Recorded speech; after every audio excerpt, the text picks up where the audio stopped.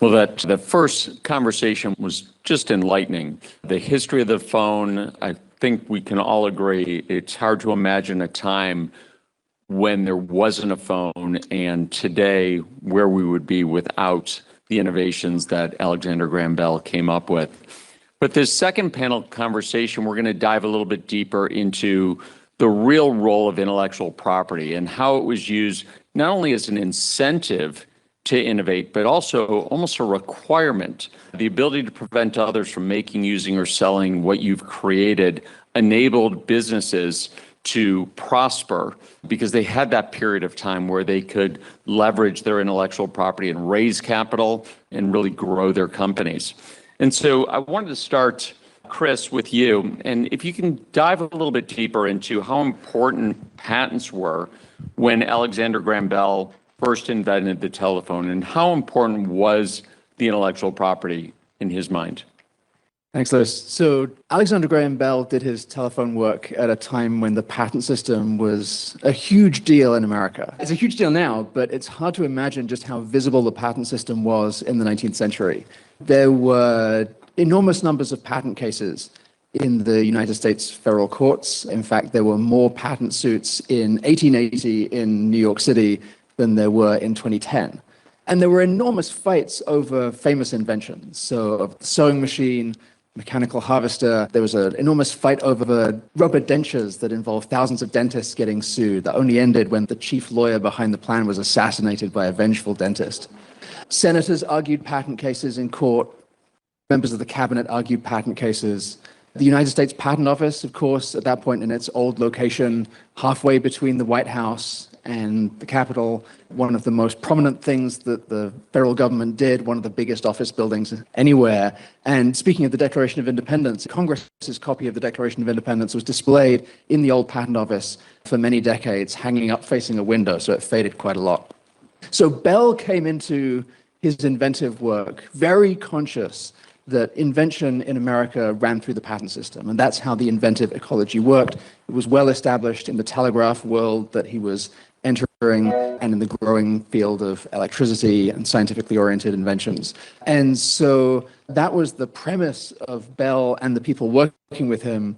People might at least assume that the trajectory runs invention, get a patent, form a company. But as we heard from the previous panelists, it didn't work in that kind of linear a way. Bell and his backers formed an association to seek inventions and patents. Then Bell received his patent on March 7th, made his first telephone call on March 10th, and his motivation and his ability to do all that really sprang from the patent system. That's very interesting, Chris. And what challenges did he face with the patent system, and what challenges did other companies at that same time face with intellectual property? Thanks. So Bell had, and the Bell group around him had really two big challenges early on. So there was the challenge of his patent, and there was the challenge of the business and the technology. And we heard a little about the latter from the first panel. So the inventor and his supporters had to decide what the telephone was going to be used for, who would use this service, and especially how it would relate to the telegraph and its dominant company, Western Union. And so they made some fateful choices. One is that the Bell Group would commercialize the telephone themselves, partly aided by Western Union not wanting to buy it, but they made the decision that they would pioneer this new industry separate from the telegraph, although at some points touching the telegraph network. And they chose a business model, Sheldon said, where they were promoting the telephone through local companies. And to the extent that it was all connected together, it was connected through the patents, through these kind of franchise licensing arrangements. And telephones were all leased from the Bell company. So the proprietary interest in controlling the patented technology from the center was really fundamental to how the whole industry and the technology developed.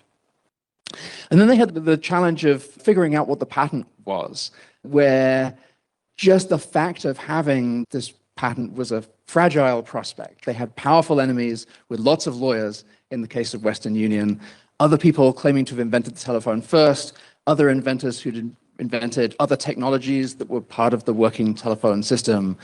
And the decision to pursue a broad patent and the ability to secure a broad patent was, again, fundamental to how it all developed.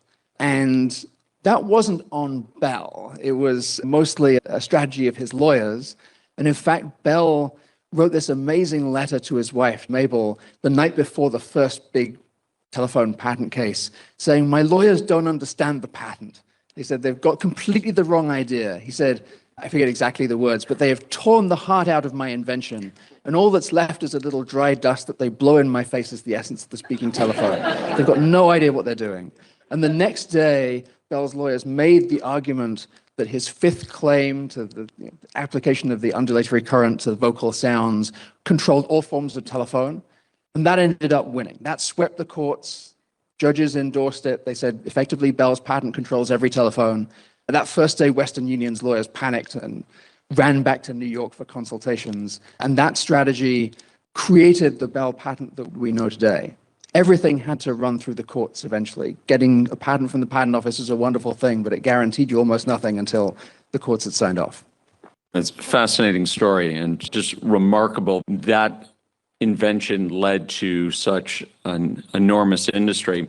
Bob, I want to shift gears a little bit and talk about the role of patents for startups, but also for large companies. How important are patents? Is it something that is critical for startups to give them an advantage over the large companies, or is it a defensive measure that big companies employ?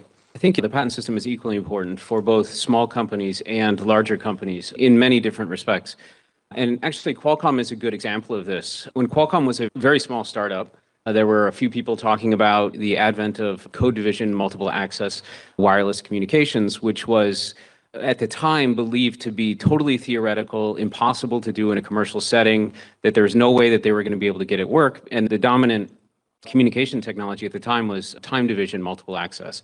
But theoretically, code division multiple access had the ability to transmit much more data over the same bandwidth. And so it was a very promising technology if people could get it to work.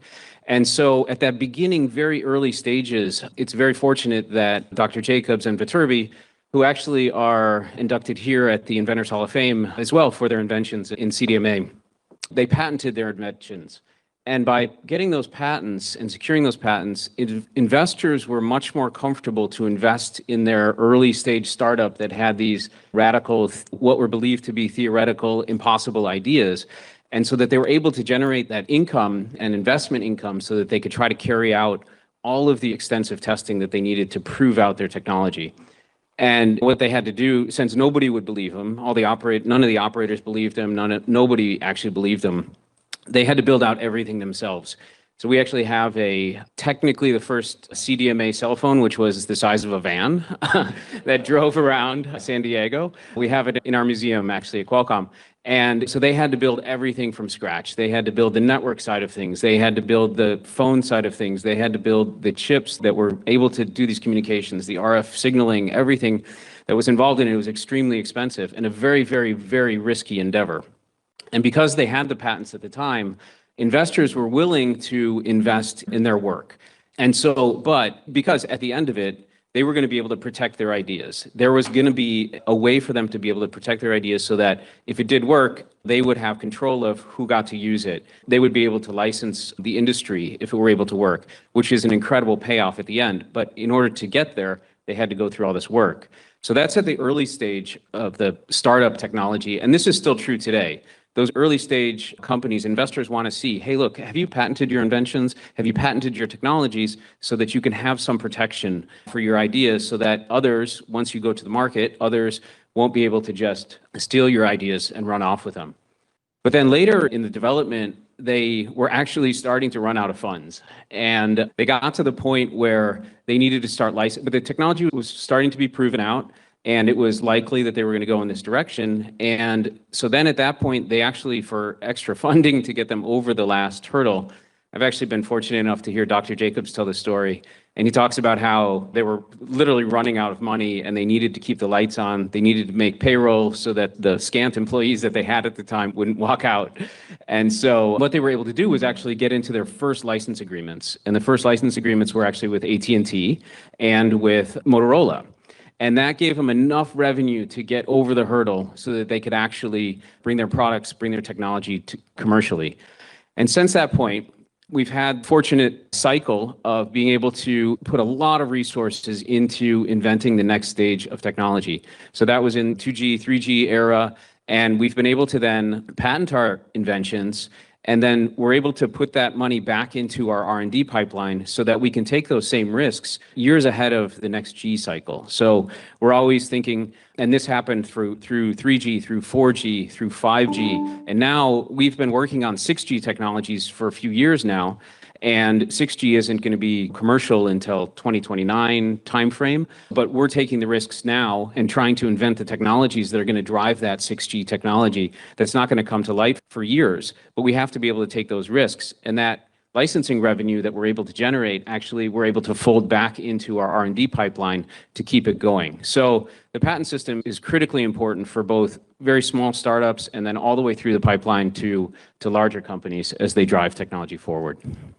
So you mentioned that incentive, the incentive to take risk, to go out and innovate, knowing that there's no certainty, there's no guarantee that your technology is even going to be commercially viable, but without that patent, that incentive is eliminated, both at the startup level as well as the large corporate level.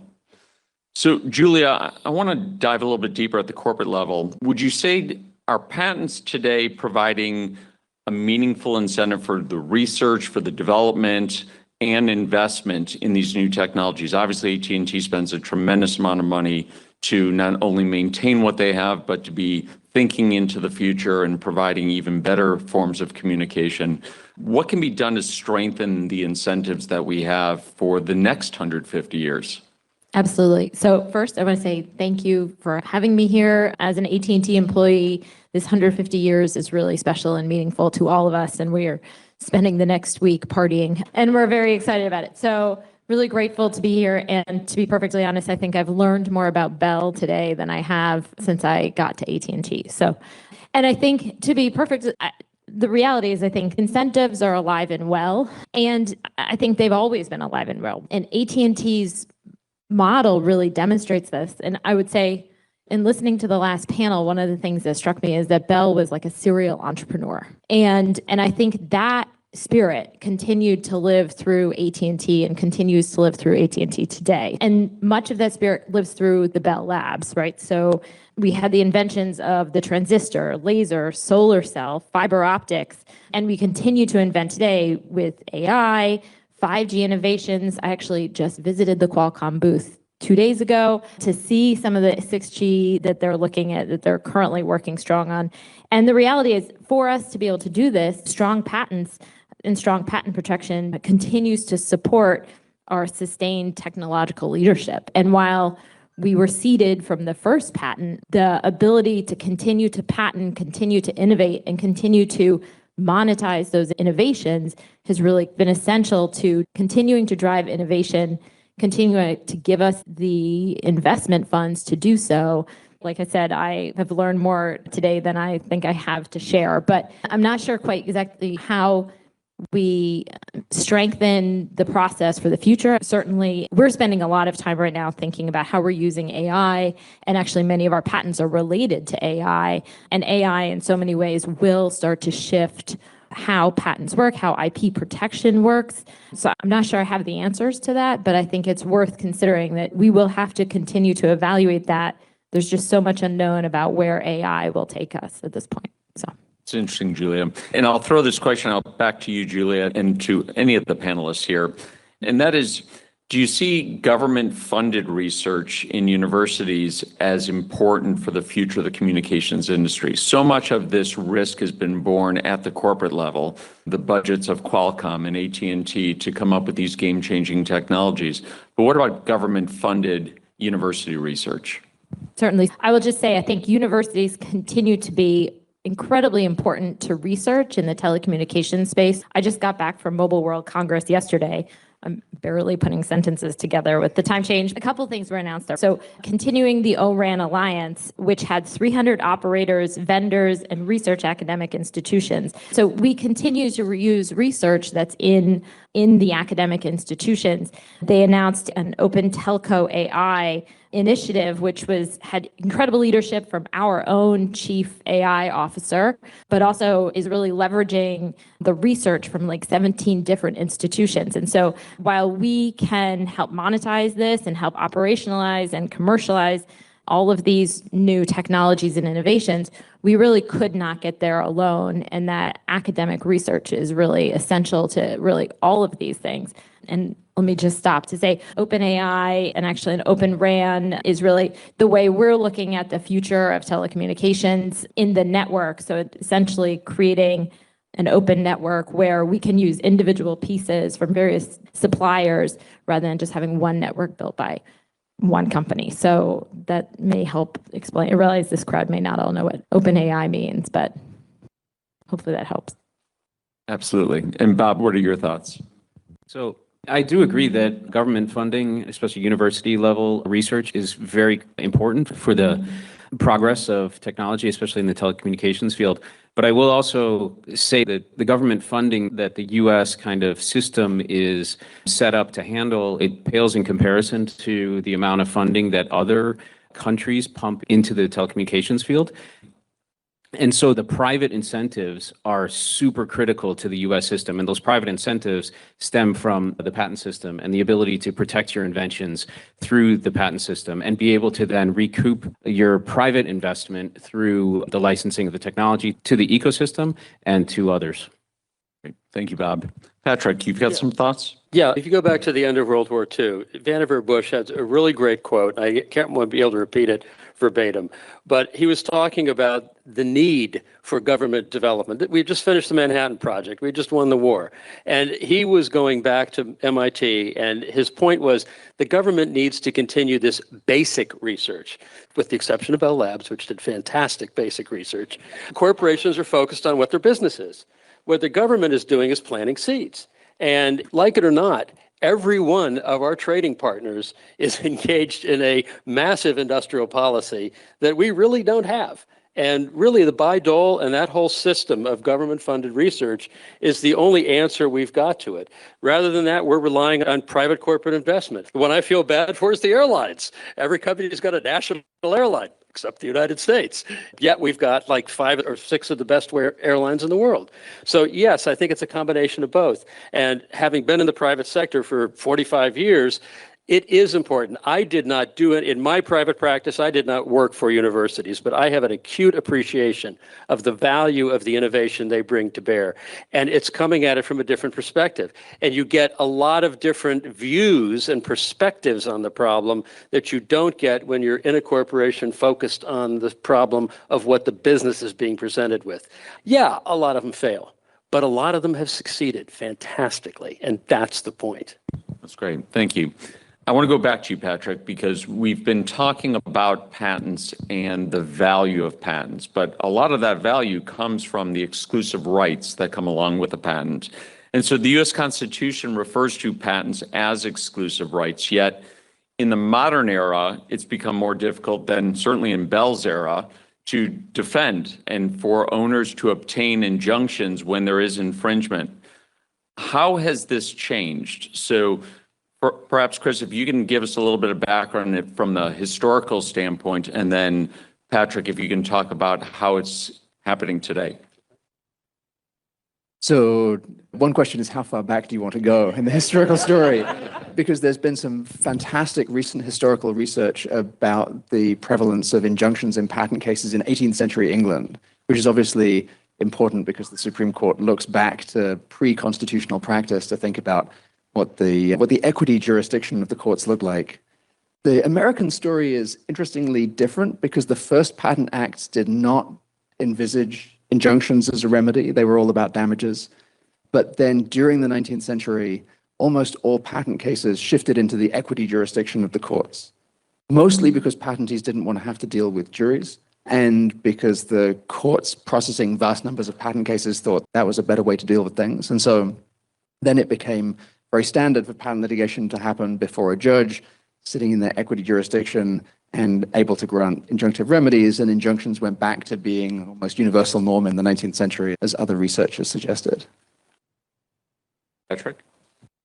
It's a fascinating issue because I think what a lot of people don't understand is that the remedies Congress set for patent infringement aren't necessarily intended to protect solely the inventor. They're intended to protect the public and make sure you have access to inventions. A little bit of that's in the copyright law too. A lot of it is in the copyright law. One of the things that's very interesting is this, I'm not sure the Supreme Court is actually wrong in eBay, by the way, but I think a lot of people that are in the patent area feel that, oh, it's a huge mistake. Well, injunctions are granted in equity.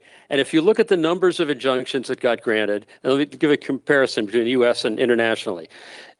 Before eBay, about 75% of patentees were succeeding in their request for an injunction. What's happened after eBay?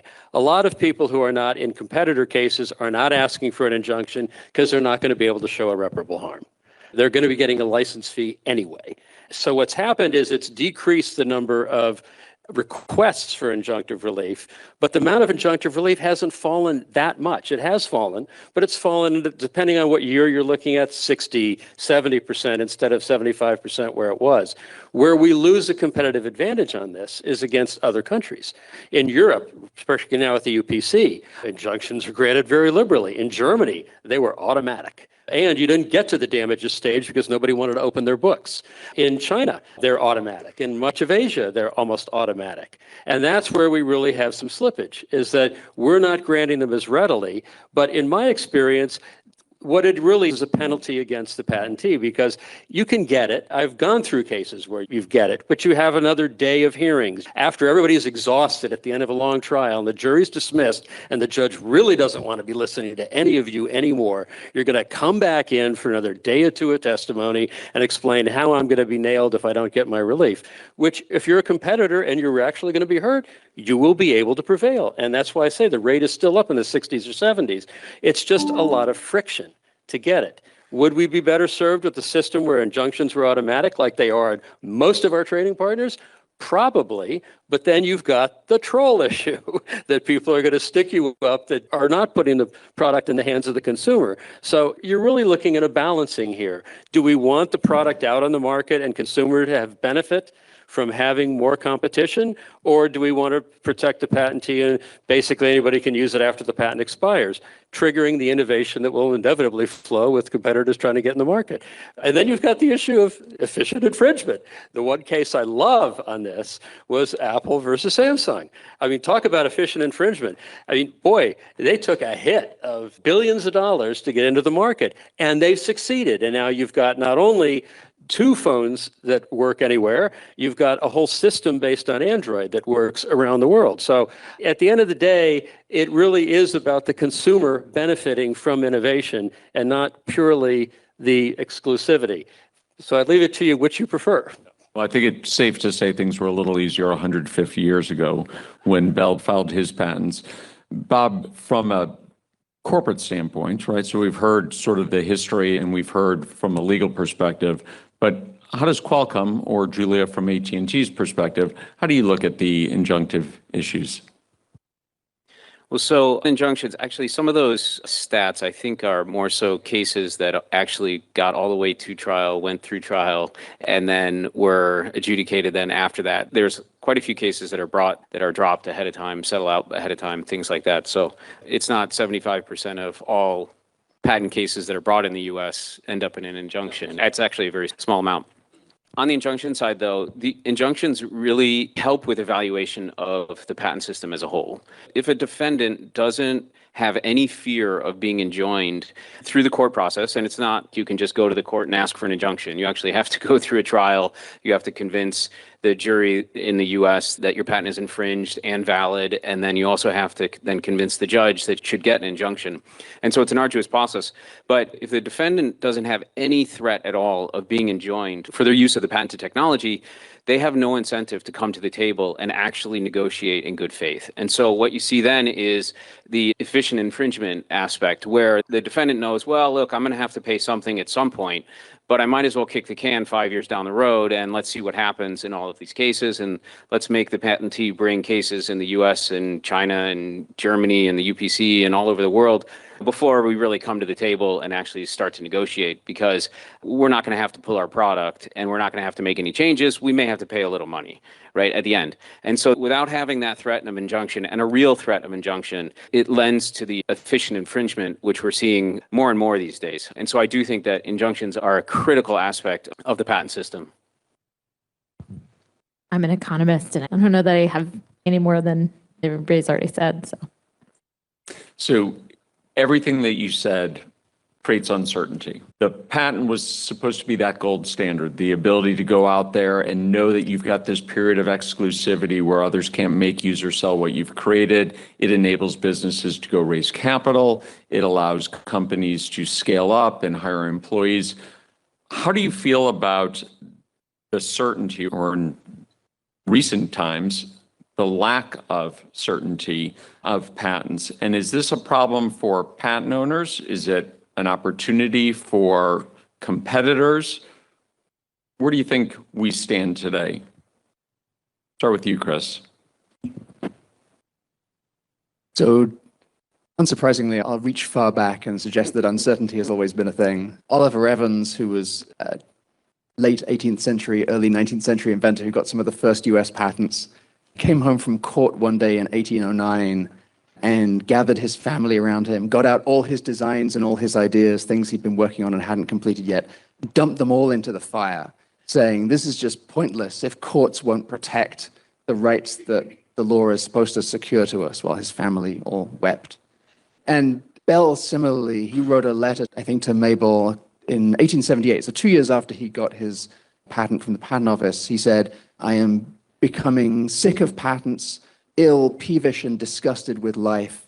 One of the universal experiences of people who get patents, especially valuable patents, is constant worry about the validity, the scope, the effectiveness of the rights they have. And there are a few things that are going to be semi-eternal reasons for that. One that's very acute even now, but it was even more acute in historical times, was informational uncertainty. You don't know if there's some piece of prior art you haven't found or couldn't find, or some action that will imperil the patent. Even with modern technology, I suspect that's still with us. And then there's legal uncertainty as well. So there's a real trade-off with the law that the federal courts have been dealing with, again, for more than 2 centuries, where if you have flexible, open law with the ability for judges to tailor their treatment of any individual patent or patent claim to the technology they see in front of them, the industries that they're thinking about, especially patent law is open-ended, so there's all kinds of unanticipated things. That flexibility means a lot to the balance that the courts have tried to hold between producers and consumers of invention. But at the same time, if you're going to have something that's flexible, that means foregoing brighter line rules that everybody would like to have to rely on. It would be a good thing if people could accurately assess and value their own rights and use that to transact and operate their investments. So it's a problem that's been around a long time. Thanks, Chris. Julia? So as an economist, in our world, the entire economy is based on the level of certainty and the balance between being able to contract among an infinite number of different rights that you just can't necessarily all predict, and certainty, uncertainty. So more certainty you have creates a greater value, frankly, for whatever you're creating. But of course, there are costs to trying to manufacture too much certainty into the system. So certainly this is a balance. And I think this is also the balance as we look at the entire patent system. And currently, as corporations think of the balance between pursuing a patent and keeping a trade secret. And so obviously, the stronger the certainty you can get from a patent, the more attractive that approach looks. And so I think certainly for the future of the patent system, creating as much certainty as you can without the sort of the heavy costs of over contracting is an important thing to think about. So obviously, certainty in the patent system, we at Qualcomm are on both sides of the fence here. So we're on the defense a lot of times because we have a very large product company that we defend patent suits. And we also are on the licensing side as well. I actually just think that Certainty overall just helps the entire process, no matter what side you're on. If you have certainty in the patent, certainty in the validity of the patent or the invalidity of the patent, the conversation between the parties is going to be a lot more helpful, a lot more conductive. The more uncertainty you have, the more the parties push in different directions, and the less they come to the table and actually start having real conversations. And so I'm all for certainty across the board. And it starts with the prosecution, the work that happens here at the Patent Office, which is fantastic work. The more that we can rely on the patents to come out, the more effort that, and I know that everybody here at the Patent Office is putting tons and tons of effort into the quality of the patents. And we very much appreciate that, because the more solid your patent is when it comes out of the Patent Office, the more likely it's going to lead to a rational negotiation instead of just uncertainty all over the place and the parties just so far apart that they don't even bother talking. Patrick. A couple of arcs run through this. Number one, noise and bias. They are not the same thing.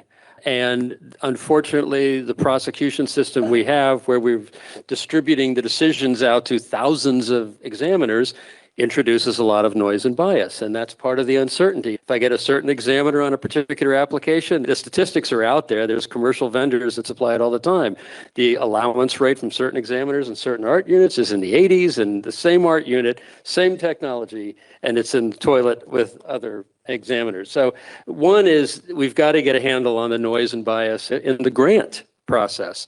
But there's two more arcs I want to point out. Number one is, if you look back, I've been doing this for 45 years. When I first started doing research in this area, this was well before the Federal Circuit.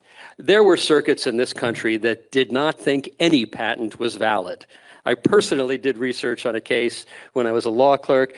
40 years, the Eighth Circuit invalidated every patent that came to it from the end of the Second World War until well into the 80s. Now, somebody might complain that the office isn't consistent, but wow, that's an amazing degree of consistency. Whatever your bias is, it boggles the mind. So let's talk about some of the good things. Federal Circuit has brought some more certainty and more predictability by clarifying the disparate rules that were being applied across the circuits.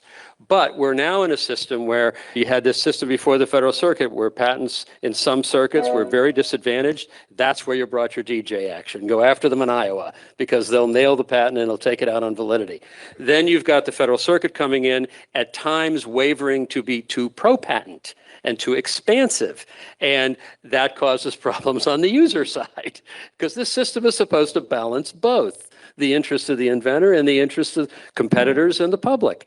And then with the PTAB coming in, if you look at the institution and the kill rate in the first couple of years, it was obscene. It was in the 90s out the gate, and then has fallen in recent years. And I laud the current director on his actions in this regard, because it's become a de rigueur. If you're sued, you file an IPR and delay the whole case by at least 3 or 4 years, because it's going to take 18 months to get to the office. I'm going to appeal to the Federal Circuit. There's another 18 months. I'm going to come back. And most of these cases are not killing the patents. Sure, they come out damaged, but the case is still going back to the district court and still having to be tried after a delay of multiple years. So we do need more certainty in the system. It doesn't help the public to not be able to look at a patent, and that's where the third arc comes in.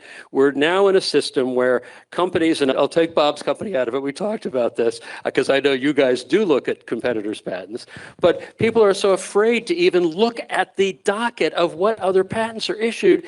That's the point of the system. The point of the system is to put on the public record your invention so other people can have access to it when it expires and invent around it while it's pending. And we have so terrified corporate America of not looking at other people's patents, we're foregoing the most important benefit of the system. And the Supreme Court paid lip service to it, in my opinion, in its decisions on willful infringement. Oh, it has to be wanton like a pirate. And then there's one sentence that knowledge of the patent is not enough. Well, the law needs to be a little clearer that knowledge of the patent isn't a factor in your willfulness. It is your steps you take in addition to that to actively induce or infringe yourself. And that's the real problem. That's the third arc, I think. And it's going to be difficult to convince the public to strengthen the patent system when people are looking at it and not getting any benefit out of it. That's the prime benefit. We have to figure out a way to restore it. Well, that's a good setup for our next question. Thank you, Patrick. Can I Jump just follow in. up on that? Just on this public disclosure section, there is actually another component of the patent system. It's not just the patent itself as the public disclosure, which is what you're getting at, which is very true, but it's also through the patent system, though, you have an ability to publicly discuss and disclose your patented inventions separate and apart from the patents themselves. So we get involved in standards organizations all the time. And what the patent system does for us is it allows us to patent our inventions and then go to a standards organization and freely discuss what we have patented and then share ideas among a number of different companies, because we know that what we had, we've actually protected already. We have actually filed a patent on it. And so it does still serve, even though people aren't maybe looking at the actual patent itself, it still could serve the purpose of allowing for the public disclosure through other means and public discussion, these forums that are created, which we use very commonly. I think we all agree that having certainty is important. It's important for the inventor. It's important for companies. And we've identified a number of issues related to creating that uncertainty. What can we do to address the problem? A lot. Your short list. Let me start with a couple of things, because if you look at Bell's patent, it is stunning.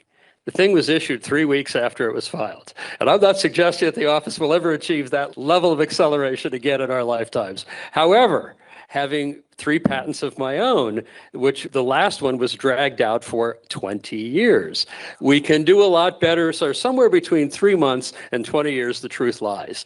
And so accelerating the examination process and getting cases allowed would be a huge benefit. It would be a huge benefit to established corporations, and it would be a massive benefit to small inventors that are starting out and looking. I mean, what Bell had the advantage of what we would call today private equity. He didn't have to go to the bank and beg for money. And if most of my clients have not had that luxury and have had to go to investment houses and get funding or try to get private equity. And it's hard unless you've got a patent. It used to be, when I started doing this 40 years ago, cynical view would be a lot of investment houses just added them up and saw how many you had. Oh, now they do diligence on them. They dig in. They try to figure out, what do you got? What are other people going to do? How strong are those claims? Are they going to survive a challenge? So number one would be accelerating it. Number two would be improving the patent quality, getting rid of some of the noise and bias in the system. Number three would be what Director Squires has already started to do, is that it should be a case where I get a patent and I'm going to have to acid test every one of them at the PTAB. I've taken hundreds of attorneys out of private practice and told them there's a lot of bad patents. I've given them a hammer. And now I tell them, go out and find them. Well, guess what? Everything looks like a nail. So at the end of the day, I think the European system is pretty good, because you go through a very limited time period where you can file an opposition. And what comes out, if I were a quality control engineer and I've got 3 output options, I expect I'm going to get 30, 30, 30. Well, that's what the European system has generated over the past 35 years. You get about a third of them amended, a third of them killed, and a third of them affirmed. And we need to figure out how to put a viable system into the PTAB that will allow that level of amendment, because the current system doesn't. Your turn, Bob. So How do you solve it? Well, one thing actually that I think does help is the quality of the search capabilities that happen in the patent office. And when you have patents that have been thoroughly searched and they're pulling up prior art that is actually close or on point, and you look at the docket, and I used to do this as a litigator, I would scour through the docket and look at all the prior art that was cited and how it was used. And the tighter the search was, the more I felt like, hey, look, I probably am not going to find anything else out there that's going to be used as prior art against this patent. And so I think that's where it really starts, is real good search. A good quality search actually gets you a lot of the way to certainty on the validity of the patent. And granted, the patent office doesn't have the resources that a massive company facing litigation does, but there are ways and there are things that can be done in order to improve the search capabilities. And that's where I think it really starts, because if you get a good quality search, if you know what the prior art is that's out there, if you know, and then you can review that prior art, and you can then have some certainty in the validity of the patent coming out. And that's where I think it's a real good place to focus. So I can't add much more after, again, the experts have spoken, but I think it's also important that we think about properly resourcing the U.S. Patent Office. I agree. I think the timing is an extraordinarily important part. And this, again, goes back to the balance of when you just keep the trade secret. So I think ensuring that we're properly resourced and also have the proper technologies in place to adequately put out patents and review as quickly as possible. Chris? I'll just add one more note going off Bob's point about new technology. So I think AI is obviously enormously exciting in its possibilities of locating, bringing in information from all over the known universe. And to the extent that can add more certainty to the patent prosecution process, that's wonderful. I think also there are possibilities in the way that we think about language and patents. I tell my students all the time that patent law is the encounter between technology and language. It's the moment when you try and reduce an inventive idea or technology in the real world to words. And there's a Supreme Court case called Festo in which the Supreme Court says language is just imperfect, and we're always going to need to have fudges and workarounds, specifically then something called the doctrine of equivalence.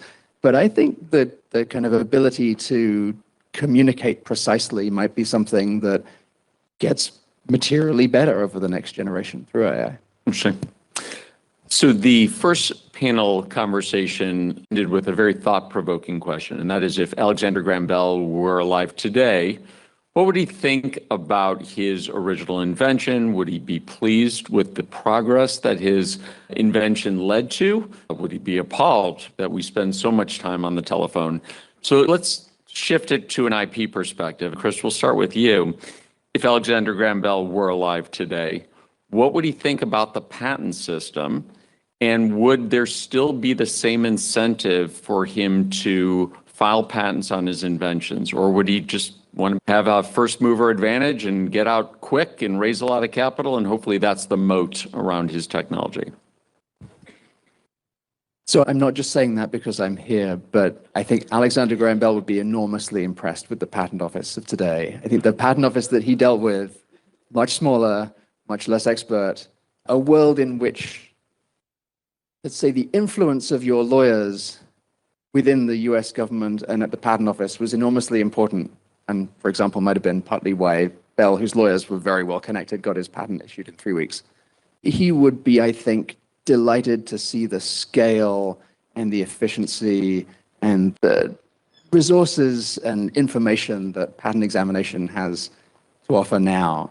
Conversely, I think if Bell looked at the lawyering and the litigation of patents, he would feel just the same agita that he did back in 1878, 79, and onwards through the rest of his life. Not through any fault of the courts or the lawyers involved in those very difficult problems of reducing technology to language that has to be argued to inexpert audiences, but I think he would recognize a lot of the challenges there. And I assume he would do the same thing now that he did then, which is to take risks, do his best, stake his claims, and see how it came out. Good to know. Litigation always brings out the best in everyone. All right, Julia. So Alexander Graham Bell stops by the AT&T office. I'm assuming he's pretty impressed with the corporate facility, much nicer than his office was back in the day. But how does he feel about the patent system? Is it still a way to build that moat? I don't know that I'm qualified to speak for Bell. I think the reality is, looking backwards, it would be hard for him to not be impressed by what the U.S. patent system has provided. AT&T was essentially born out of one patent, and we continue to innovate and drive innovation and continue to rely on the patent system as we did that. So in the last 20 years, AT&T has filed and received over 25,000 patents. So clearly this process is still alive and well and benefiting the company. And throughout AT&T's history, we've really led and pioneered a number of innovations that have then been patented. So we continue to rely on this, the laser to the Telstar satellite, Unix. Our inventions are continuing to drive both the telecommunications field as well as other fields, and that is based continuing on the patent system. So I think he'd be pretty impressed with how it is really continued in that serial entrepreneurship kind of way, not just seeded the telecommunications industry, but seeded a number of other industries along the way. So it's hard to not be impressed by it. I'd love to hear the conversation between Irwin Jacobs and Alexander Graham Bell. So how does that conversation go about? That would be fascinating. But I would have to say, just as during Alexander Graham Bell's time, as it is today, It's nearly impossible for the small startup company to build that moat around their technology without the patent system. It is virtually impossible. At that time, if there weren't a patent system, what would prevent the telegraph companies from just implementing his inventions right away? They already had the networks, they already had everything set up, and he would have lost his invention in a matter of minutes. And so it's impossible for a company of that size to get the revenue that they need to actually build out the company if they actually want to go that route, or create any type of moat around their ideas. And so it disincentivizes them to even try. Just leave all the invention to the big companies because they're going to run away with it anyway, the mindset that people would have.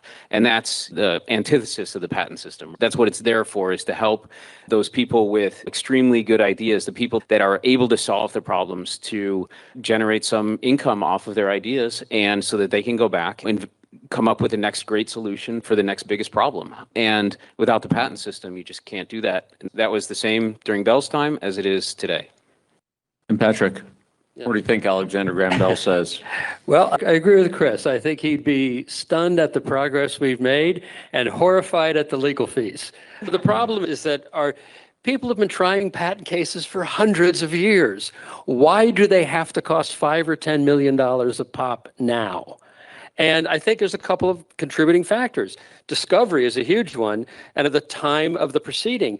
One of the things I've noticed in the time I've been practicing is when I first started doing these cases 35, 40 years ago, you'd tell a judge, oh, it's a complicated case. You'd give you 12 weeks of trial.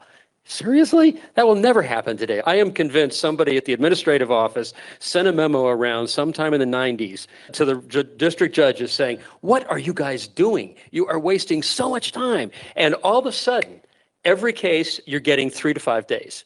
All of a sudden, all the district courts across the country, you have got to beg, borrow, and steal to get a minute more. And you know what? It works. And it contains the cost. It hasn't brought the cost of discovery down, which is still astronomical, but it has brought the cost of trial down so that you're going to get through that trial, even if you've got 5 or 6 fact witnesses, a half dozen experts, you're still going to get through it in less than $1 million. And that's one of the factors that we have to work on. We need to drive some of these extraneous costs out. And there's an inherent tension in our system.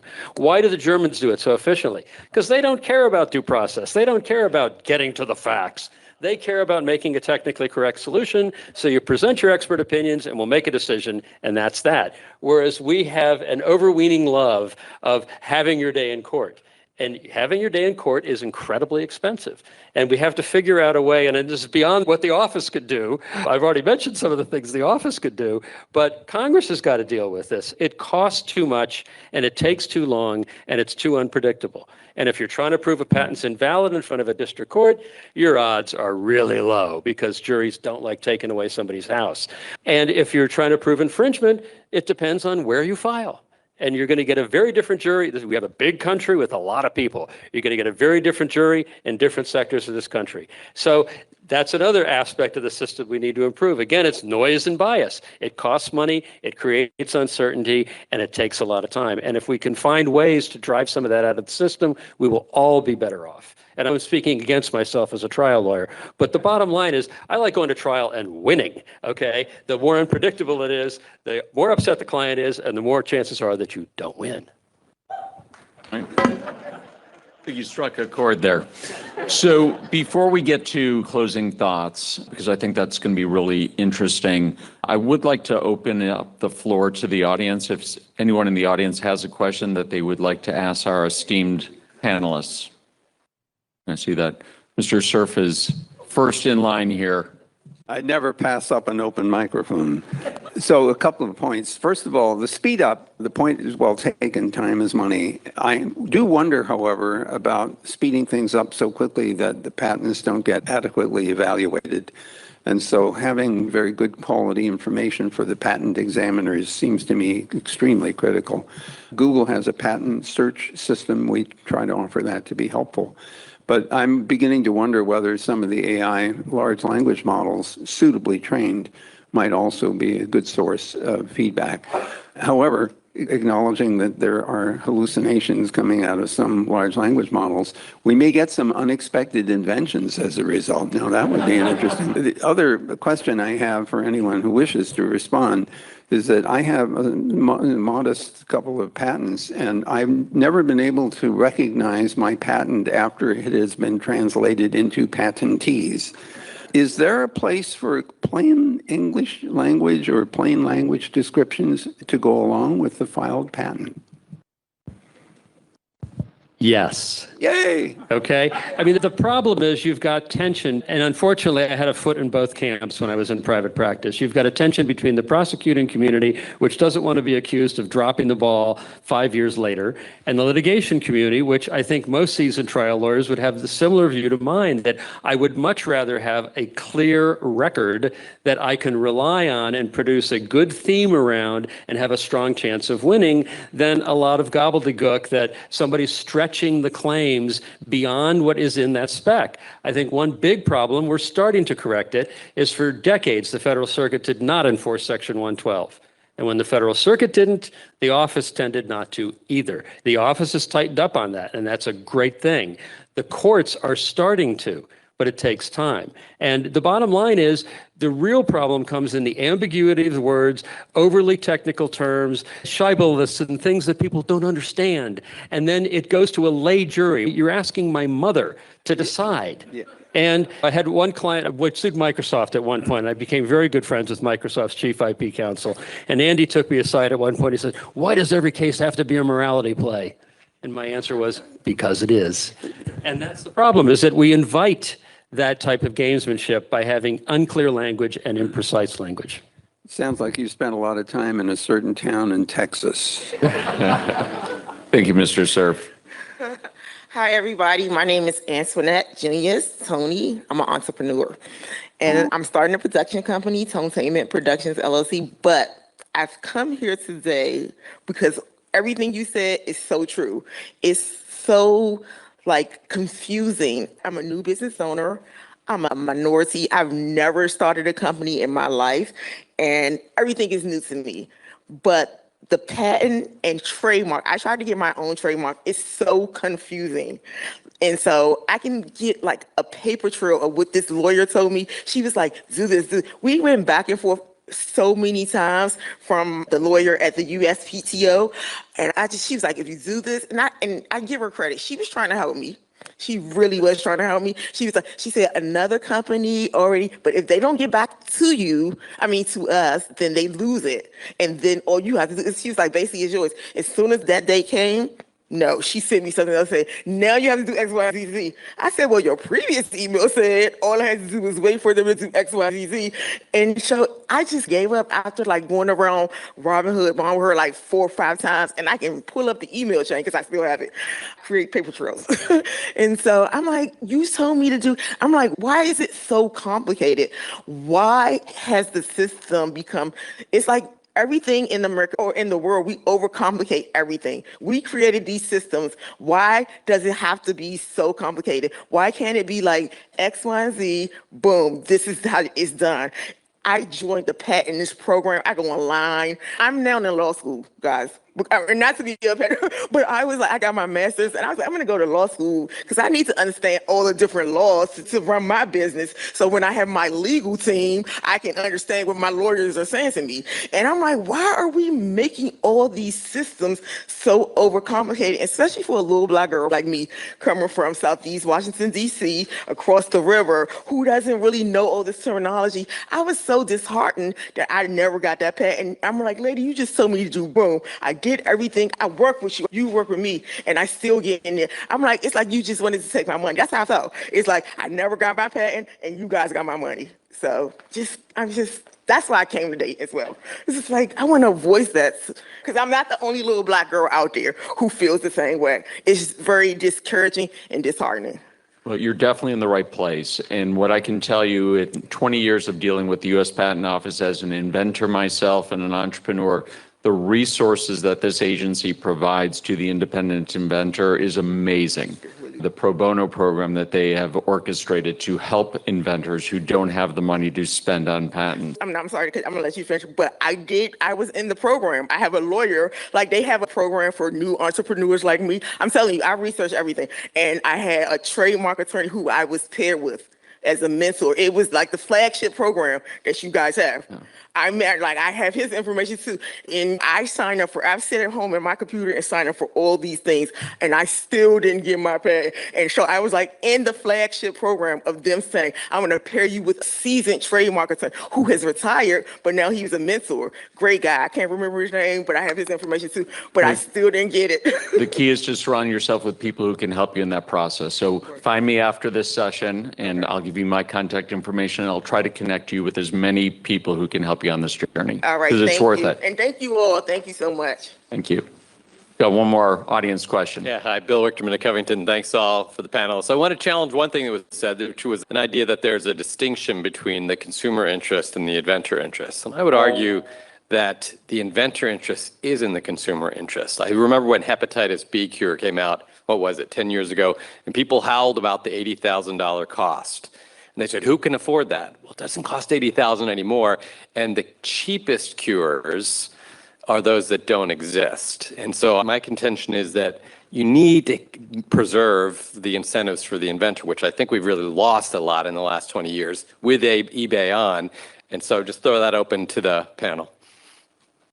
Not surprisingly, I fully agree. Because the incentives that you give to the inventors, these are incentives that benefit society, that benefit people as a whole. They're not going to come up with solutions that don't work. We're not trying to market things that aren't solving problems. And so the incentives that you give to the inventors are super critical to helping society move forward, get over hurdles, solve problems. And so I do think that they are one and the same.